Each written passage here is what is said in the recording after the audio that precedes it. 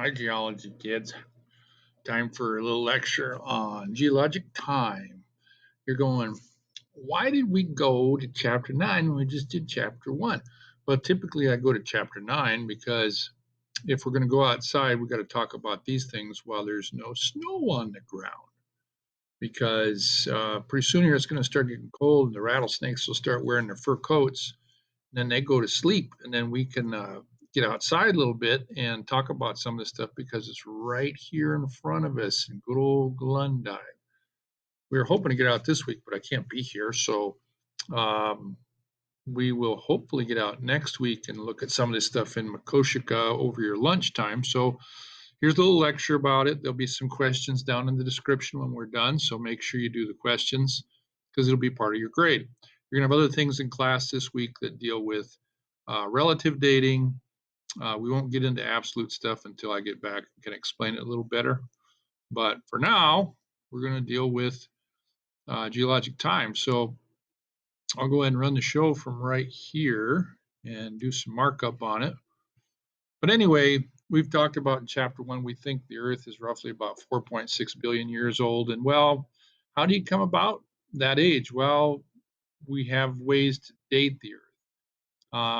When we get to the 4.6 billion, that's obviously radiometric dating, which is a little bit more complex. But we can date things relatively based on where things are in a rock sequence. And the importance of that is it helps us know about the geologic history of the Earth and how things have changed over time. And it's just kind of one of the goals of historical geology, especially to date the Earth. And that's what this chapter is about. What we're going to talk about in this chapter is numerical dates, which is based on a number, usually derived through some form of radiometric dating, because there's something in there that is radioactive that we can measure half-lives on. And there's all kinds of different elements. Well, there's 92 different elements naturally occurring on Earth. Of the 92 naturally occurring, quite a few of them have isotopes that the isotopes will radioactively decay at a certain rate that we can calculate, and later on we'll look at that. Relative dates, we don't know. We don't necessarily talk about numbers so much there in terms of, well, I know this down here is older than this up here because, well, this had to be laid down first, and then sometimes we can have some fossils thrown in there, and then the fossils will help us kind of correlate the rock layers too. So we'll go through all these things with more detail. The big thing we're going to talk about here is several different principles. Kind of the backbone of geology is about a half a dozen different principles where we talk about this is a rule out in nature. If you see this is telling us something. We talk about relative dating. These principles are pretty important. First one is superposition, pretty easy. If I go up and I see a bunch of beds like you do in Makoshika, the beds that are towards the bottom, they tend to be the older ones because they are laid down first, and the layer on top of it and top. So we call that the principle. Back when I was a kid, we called it the law of superposition, but we can call it the law or the principle of superposition now, not superstition, but superposition, which means things on the bottom are older. Like it says here, it was developed by a Dutchman by the name of Steno in 1669. Like it says, this also applies to surfaces like lava beds. Well, if you have a lava flow here and another one here and another one here, the ones towards the top, of course, came later. It's a pretty easy idea. Here's an example from the Grand Canyon. We're looking at the top of Grand Canyon, the Kaibab limestone, and you got the Toroweap Formation, which is right here. Then we've got the Coconino sandstone, which is a big cross-bedded face of sandstone that runs throughout much of southwest United States. And you got another we call the Hermit Shale right in here, and then the Supai group. The ones towards the bottom are older than the ones towards the top. It's a pretty simple idea. Next one is the law or principle of original horizontality, which means things are laid down flat. Typically, most deposition on Earth occurs in the bottom of lakes or the bottom of lagoons or bays or where you have quiet water, or even at the bottom of a stream. Well, the bottom of a stream, bottom of a lake, most of those are flat, like the bottom of the ocean is this big flat abyss. Well, as As particles settle out of the water, whether they be whatever the size they are, depends how close you are to the source and all those different things, they tend to settle down flat. And so most rocks, when they're deposited, are deposited flat. Now, there are some instances where that isn't the case. If we're looking at like moving sandstone or sand layers or cross-bedded sands and rivers, and there's some exceptions to every rule, but for the most part, rocks are always laid down flat. That's the we call principle of original horizontality. Now, if they've been deformed or bent or folded, that happened after deposition. So that dates the rock as being, well, it was, we had that question earlier in the Sycar Point Ed puzzle. Well, if you have a rock that's laid flat, but then over time it gets it gets bent or it gets folded or faulted, those are things that are mean that happen later in time. Obviously, we're looking at this layer, this big anticline syncline structure here. It was basically pushed together like an accordion, so it was a compressional force came in after the rock was laid down and created this kind of a cool looking bacon. I'm hungry. I want bacon. And then also, if we look at another principle, we call it, like I said, I always call these laws, but we'll call them principles. The principle of lateral continuity, which means the bed that's laid down is going to extend in all directions from where it was. That's kind of cool. It comes right at you. It's like three-dimensional. But the beds go in all different directions, and it's going to go until it tapers out and thins out. And then it grades into a different sediment type. We'll go out and look at this in Makoshika. There's a definite change in formations there when we talk about Cretaceous versus Tertiary, or what we call Paleogene now. You can see a definite change in the lateral continuity of the beds. In some cases, they extend for a long ways. Some cases, they don't. And what they're talking about here is if, kind of run through this with my pointer, if a canyon cuts through that, then the strata on either side of the canyon is the same age because of lateral continuity. That's what you see in the Grand Canyon. Any canyon around here, same thing. So they're showing you that here. Here's the Coconino sandstone, and it's pretty laterally continuous. And here's the red wall, and of course the Grand Canyon cuts through it. And yep, these are the same age on either side. We call that the principle of lateral continuity. Eventually, it pinches out into a whole different sediment. In this case, this is a symbol for metamorphic rock of the continent. Continental cratons are metamorphic. Another lateral continuity thing that is interesting is if you have a fault. A fault is going to interrupt that lateral continuity. Later we do talk about structural geology. This is what we call a normal fault, where this block is slid down, or well, see, how do I do this? Well, this block has moved this way and this block's moved this way. I put my pointer in there. Yeah, this block has moved this way and this block has moved this way. That's a normal fault.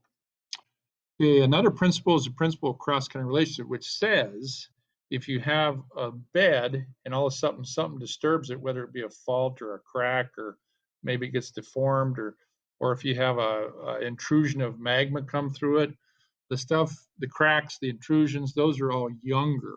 So younger features cut across older features. So if you see something like this, well, they talk about lateral continuity. Well, it should be right here. The fault is younger than the beds are because it happened after the beds were laid down. So that's a cross-cutting relationship. In the case here, we've got, looks like some sort of a mountainous region. I don't know where it's at. But this is what we call a dike. If it would be flat and horizontal, we call it a sill. These occur quite a bit in the mountainous areas of Montana because you have all kinds of really dynamic metamorphism going on there, regional stuff. Another one's principle of inclusions, which means anything that's enclosed in a rock layer, the rock that's containing the inclusion is younger. So what that means is, say I've got a piece of sandstone here and it's starting to fall apart, and then you get some more deposition on top of it. The rocks that get basically included into the new bed, the inclusions are younger. We call those inclusions xenoliths, and that's one of your terms. And we'll actually see some of this out in Makoshika too. You can see all this stuff. A lot of it in Makoshika, it's pretty cool.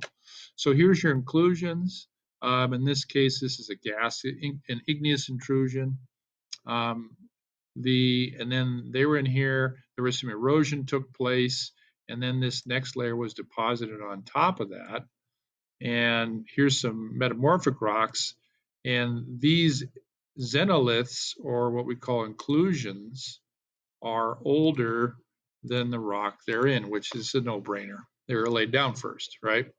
So your xenoliths are always older. And the case here too, where these chunks of metamorphic rock basically got included into the igneous intrusion. So just remember, the included rocks or the xenoliths are always older.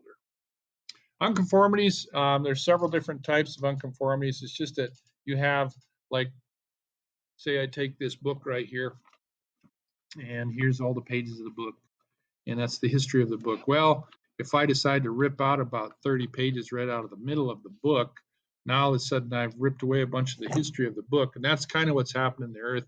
It's like you have all this deposition and all this record of rocks, and all of a sudden somebody ripped a bunch of pages out of the library, and you've got this big gap in time. We call that an unconformity. There's three types: angular, non, and disconformity.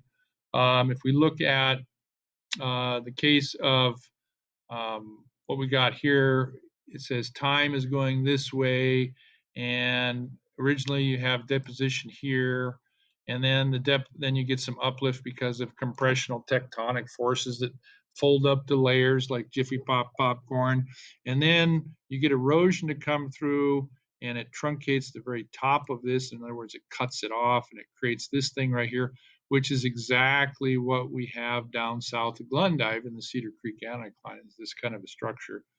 And then eventually the sea comes back in again because you have some subsiding of the continent because of tensional forces, and then you get deposition. You can see all this stuff right out here south of Glendive.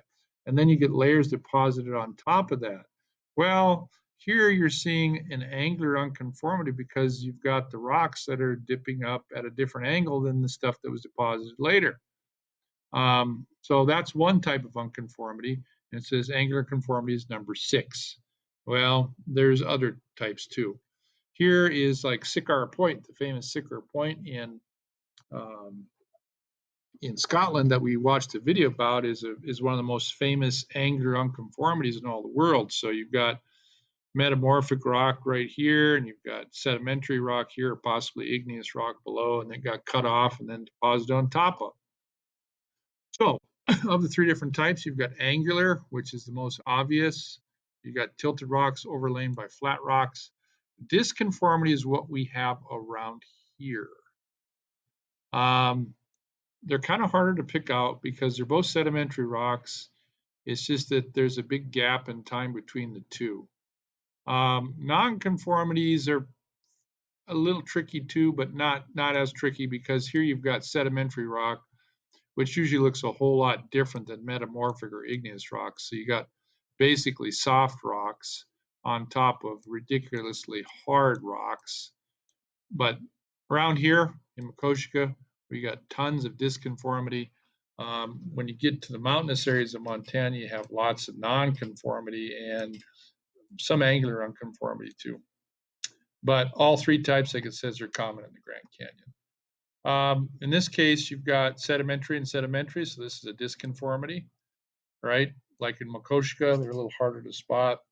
Here you've got an igneous layer that is overlain by a limestone layer. These little blocks like this usually mean limestone, and these little things are sandstone.